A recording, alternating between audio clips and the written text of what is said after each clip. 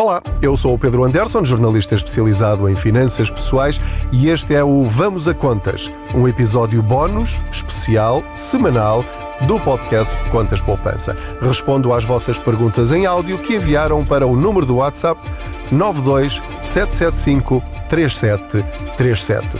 A sua pergunta é muito importante. Vamos à dúvida desta semana.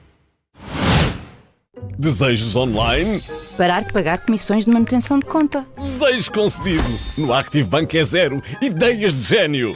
Abertura de conta com chave móvel digital, sem depósito mínimo inicial e primeiro movimento por transferência bancária. Sujeita à política de aceitação de clientes. ActiveBank e ActiveBank Simplifica são marcas detidas pelo Banco ActiveBank S.A., registadas no Banco de Portugal sob o número 23.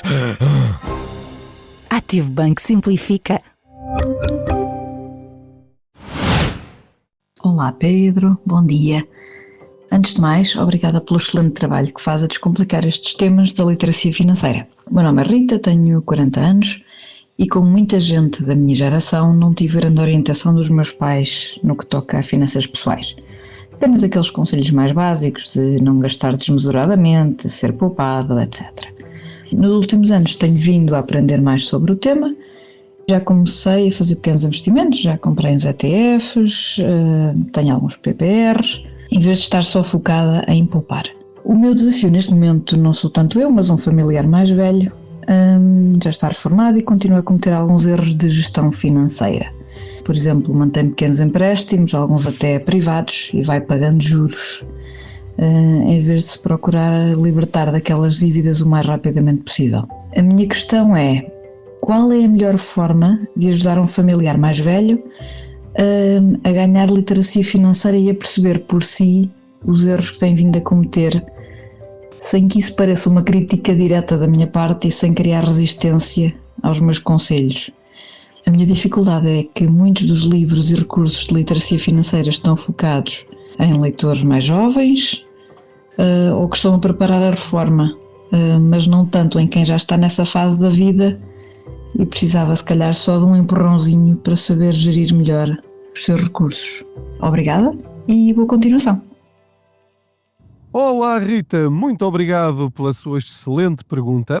É uma pergunta que não tem exatamente a ver com poupança pura e dura, não é? Não é uma dica de poupança, vai poupar 40 euros, 50 euros, 200 euros se fizer isto. Tem a ver com a nossa relação pessoal com o dinheiro. Estamos a falar de uma coisa tremendamente sensível, porque, sobretudo quando falamos com familiares mais velhos, e eu, desde já, Rita e todos os outros, portanto, tudo o que eu disser daqui para a frente, eu só vou utilizar a sua pergunta como ponto de partida para uma resposta genérica. Ou seja, eu não sei nada sobre a sua vida, não sei, nem quero saber. Não sei que familiar é, portanto vou falar para todas as famílias, incluindo a minha. Pronto. Portanto, não quero que alguém interprete, nomeadamente a Rita, como se eu estivesse a falar, a dizer-lhe o que é que tem de fazer ou deixar de fazer, ou sequer que estou a sugerir que se trata de uma situação específica em relação ao seu caso. Portanto, o que eu vou dizer é de uma forma genérica para os problemas que eu identifico na sociedade portuguesa relacionadas com a situação que mencionou. Então, quando nós estamos a falar de familiares mais velhos, eu interpreto como se estivéssemos a falar dos nossos pais, pai ou mãe, os nossos avós, às vezes até os nossos irmãos, ou até um dos nossos melhores amigos, não sendo familiar, mas pode ser alguém com quem nós nos damos muito, muito bem, quase como se fôssemos família, e estamos preocupados com algo que essa pessoa está a fazer. Mas há aqui um problema grave quando estamos, por exemplo, a falar do nosso cônjuge, marido ou mulher, companheiro, companheira, quando um está focado em melhorar a sua vida financeira e a sua organização e o outro não quer saber desse assunto, ou tem um hábito financeiro que destrói o esforço de toda a família. Portanto, para todas estas situações, eu vou dar a minha visão, que, como já sabem, vale tanto como a vossa. Portanto, nem sequer sou psicólogo financeiro, nem nada disso. Aquilo que eu quero partilhar é a forma como eu entendo que este assunto pode ser tratado de uma forma mais eficaz. Especificamente, quando falamos de pessoas mais velhas, são dois assuntos muito sensíveis, porque estamos a falar de dinheiro, que é sensível em qualquer altura da nossa vida e é uma fonte de conflito, como nós sabemos, mas no caso de um familiar mais velho do que nós, já reformado e se calhar que até tinha ou ainda tem alguma espécie de autoridade sobre nós, no caso de pais e filhos, por exemplo, estamos aqui a falar de uma coisa muito sensível que é a autonomia da pessoa. Eu, se fosse eu o pai idoso, eu não me sentiria confortável em um filho meu dizer-me como é que eu devo gastar o meu dinheiro. Não me sentiria bem, sentir-me-ia, eu estou a falar de mim, as pessoas reagem de formas diferentes, se calhar sentir-me-ia atacado de alguma maneira, criticado, talvez desse uma resposta, então, mas tu achas que eu não sei lidar com o dinheiro, então quem é que te criou? Não é? Então criei esta família toda, nunca te faltou nada e agora vens com esta conversa? Portanto, como estamos a ver, é um assunto muito difícil de ser tratado quando nós, com boa intenção, queremos ajudar. Então, quais são algumas dicas que gostava de partilhar convosco? Eu acho que o segredo está em nunca estarmos de frente para a pessoa ou atrás da pessoa, em sentido simbólico, ou em termos comunicacionais, ou seja, não estamos nem a acusar, nem a falar nas costas, temos de estar ao lado da pessoa. É muito diferente, por exemplo, eu dizer, olha, tu estás a gastar mal o dinheiro, tu estás a ver onde é que estás a gastar o dinheiro, tu já viste os créditos que tu fizeste? Tu já viste que estás a desbaratar uma enormidade de dinheiro com essas decisões? Isto é estar a acusar. E a Rita mencionou justamente esse detalhe. Como é que eu faço isto sem estar a criticar, sem estar a enfrentar a pessoa, porque depois a pessoa retrai-se, a pessoa não vai aceitar nada daquilo que nós dissermos. Fica logo na defensiva. Então, como é que eu, noutro episódio sobre finanças em casal, já mencionei este detalhe, é muito importante nós falarmos, já disse, vou repetir, em nós, em vez de tu, não é? Ou você. Portanto, tem de ser na base da equipa. Ou então, em vez de dizer tu, dizer eu. Por exemplo, é muito diferente eu chegar ao pé do meu pai ou da minha mãe e dizer, olha, eu descobri aqui uma coisa fabulosa que eu não fazia a mínima ideia, eu consegui reduzir a fatura da luz, eu também andava sempre nessa como tu, mas mudei de empresa e agora estou a gastar menos 30 euros ou menos 20 euros. Isto ao fim do ano é imenso. E depois pode até dizer, olha, queres ver como é que eu fiz? Reparem como é muito diferente, como tu andas a desperdiçar dinheiro, porque é que não te mexes? É completamente diferente. Uma forma muito suave de fazermos isto é, por exemplo, dizer, olha, eu comecei a organizar as minhas despesas e olha, já poupei imenso dinheiro. Queres saber por onde é que eu comecei? Porque depois também não precisa falar de todas as situações que é preciso corrigir. Não, é fazer uma e a partir do momento em que a pessoa percebe os efeitos práticos de, por exemplo, renegociar um contrato, já fica com muito maior abertura para aceitar ajuda para fazer outras mudanças a seguir. Ou seja, temos de tirar o peso de estarmos a corrigir e estamos a abrir espaço para a pessoa sentir curiosidade com aquilo que nós estamos a dizer, sem se sentir atacada ou ameaçada. Outra dica muito útil é, em vez de dar ordens, acaba lá com esses créditos, ou tens de parar de fazer essas compras, ou tens de parar de gastar dinheiro em raspadinhas, tu estás a desperdiçar o teu dinheiro todo. fazer perguntas. Assim, olha, eu tinha um crédito, estava a pagar um juro imenso, ou pôr isto numa terceira pessoa, olha, conheço uma pessoa que também tinha um crédito e estava a pagar X de juros, mas conseguiu baixar o juro e conseguiu poupar mais, ao fim do ano, vai ficar com mais 300 euros na carteira. Queres ver como é que isso faz? Ou queres fazer e eu ajudo, vou contigo ao banco, ou vamos ligar para o banco e vamos ver se é possível baixar essa prestação. Portanto, há formas muito mais,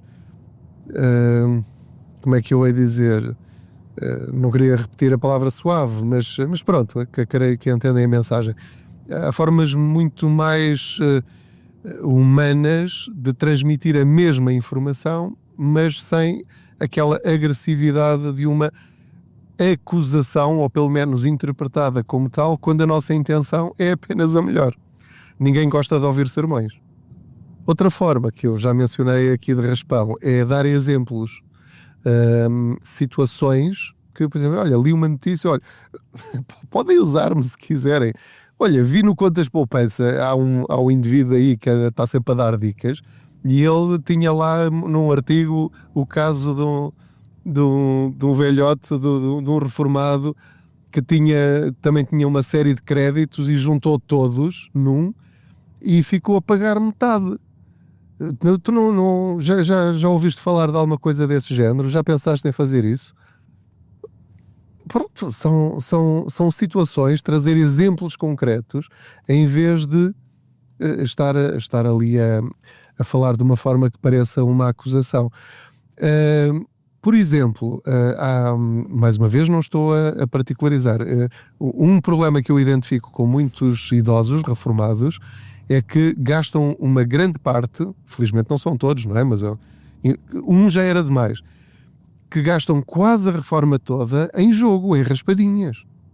Em alguns casos até se torna um problema patológico, um problema de adição, de dependência. E aí ainda é mais urgente tentar ajudar essa pessoa, mas lá está, nunca vai ser com agressividade, nem com acusações. Mas aí pode ser até necessário ajuda médica, há gabinetes de apoio gratuitos a pessoas com adição ao jogo, há uma questão de investigar, falar com o médico de família também, enfim, mas lá está, essa já é uma situação muito específica. Também há o perigo das burlas. É uma questão de, em vez de dizer, olha, tens de ter cuidado com isto e com aquilo, ou no caso de ter acontecido, é muito importante não deitar abaixo a pessoa, mas sim dizer, olha, isso acontece a muita gente, pronto, vamos tentar resolver isso, ou então, por prevenção, olha, há muitos idosos aí a serem burlados, se ouvires falar aí de 250 euros para ficares milionário, olha que isso é tudo mentira, isso é tudo fraude, fala comigo antes de tomares qualquer decisão, não vais ficar rico com isso. Portanto, isso vais ficar sem o dinheiro todo. Portanto, dar sempre exemplos de terceiros ou de nós próprios para tentar transmitir a mensagem que nós queremos a esse nosso familiar ou amigo. E depois, tentar mostrar isso de uma forma prática. Ou seja, dependendo das situações, ajudá-lo mesmo e até ser a própria pessoa a fazer. Imagina, olha, vamos renegociar aqui ou vamos mudar de empresa de eletricidade ou de gás. Olha, a mais barata é esta, vamos ligar para lá, ligas tu e eu estou aqui ao teu lado e vou ajudar-te a fazer isso. E depois, sobretudo, respeitarmos a experiência dos mais velhos. Temos de perceber uma coisa, na altura deles, eles fizeram o melhor que sabiam e que podiam com as ferramentas que havia na altura. Eu acho que não faz sentido estar a explicar a uma pessoa com 70 ou 80 anos o que é um ETF. Muito sinceramente, acho que não vale a pena. Eu próprio só aprendi o que era um ETF já próximo dos 50 anos. Agora, imaginem alguém que tem 70 ou 80. Na altura não havia nada disso. Mesmo investir na bolsa era uma coisa mesmo só para ricos na altura. Portanto, o que havia era depósitos a prazo e era no poupar é que está o ganho e grão a grão e chega galinha ao papo. E foi com essa estratégia que eles tiveram filhos, que eles nos educaram, que conseguiram comprar e pagar a sua casinha que agora têm, e, portanto, é quase injusto dizer-lhes que não estão a gerir bem o seu dinheiro por não estarem a investir. O importante é nós percebermos como é que funciona e, eventualmente, fazer.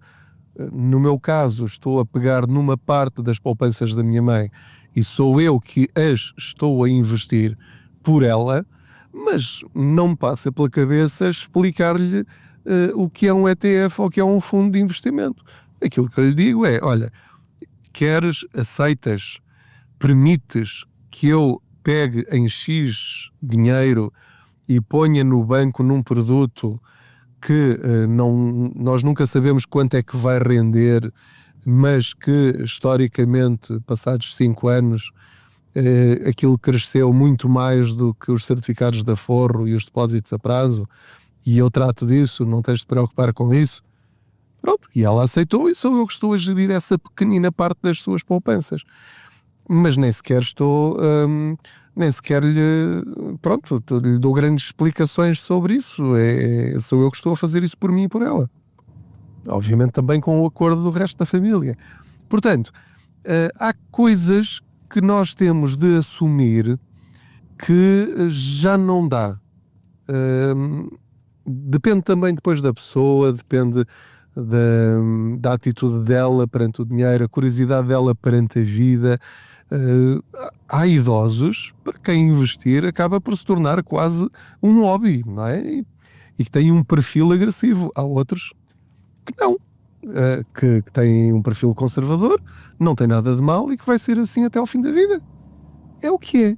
Portanto, o nosso principal objetivo deve ser a segurança deles, o bem-estar deles e eles sentirem-se respeitados na sua autonomia. O resto, e perdoem-me dizer isto assim desta maneira, é só dinheiro. Não é? O dinheiro serve para comprarmos coisas que nos façam felizes. Se eles já são felizes agora e têm o dinheiro suficiente para as suas necessidades, se não for suficiente aí é preciso agir de outra maneira, a coisa não está assim tão mal. Podia estar melhor, certo, ok, mas afinal de contas, se virmos bem, não está assim tão má quanto isso.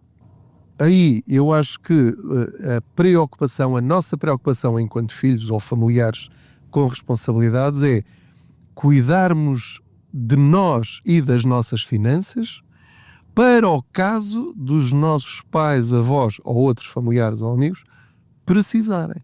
Isto é um bocadinho como nos aviões. Quando caem aquelas coisas do teto, nunca me aconteceu, portanto não sei como é que é essa experiência, mas a orientação, as instruções são sempre põe primeiro em si para depois ajudar os outros. A tendência é pôr logo no filho mais novo, nos filhos, nas crianças, e depois pomos nós. E se calhar, se fizermos isso, o que vai acontecer é que nem um nem outro. Tentamos ajudar o outro, se ele não aceita, vamos respeitar, é assunto dele, mas nós vamos cuidar bem de nós para, caso seja preciso, cuidarmos dos outros, cuidarmos deles como eles cuidaram de nós quando foi a altura disso na vida deles e na nossa vida. Espero que tenha sido uma conversa interessante, ou seja, não é que tenha ficado mais rico na sua carteira com este episódio, mas achei que era uma pergunta interessante porque o dinheiro faz parte da nossa vida. A nossa vida não é o dinheiro é que faz parte dela. Muito obrigado por me ter acompanhado em mais esta boleia financeira. Não se esqueça que pode enviar as suas perguntas em áudio para o número do WhatsApp do Contas Poupança, que é o 92 775 3737. Não se esqueça de assinar a newsletter em contaspoupanca.pt. Lá em cima tem uma pastazinha a dizer newsletter. Abre um formulário, põe lá o seu e-mail, recebe enquanto quiser, desiste quando quiser. Tem todas as dicas dessa semana às terças-feiras. Siga-me também nas redes sociais. Muito obrigado. Boas poupanças. Desejos online? Parar de pagar comissões de manutenção de conta. Desejo concedido! No Active Bank é zero. Ideias de gênio! Abertura de conta com chave móvel digital, sem depósito mínimo inicial e primeiro movimento por transferência bancária, sujeita à política de aceitação de clientes. Active Bank e Active Bank Simplifica são marcas detidas pelo Banco Active Bank S.A., registadas no Banco de Portugal sob o número 23. Active Bank Simplifica.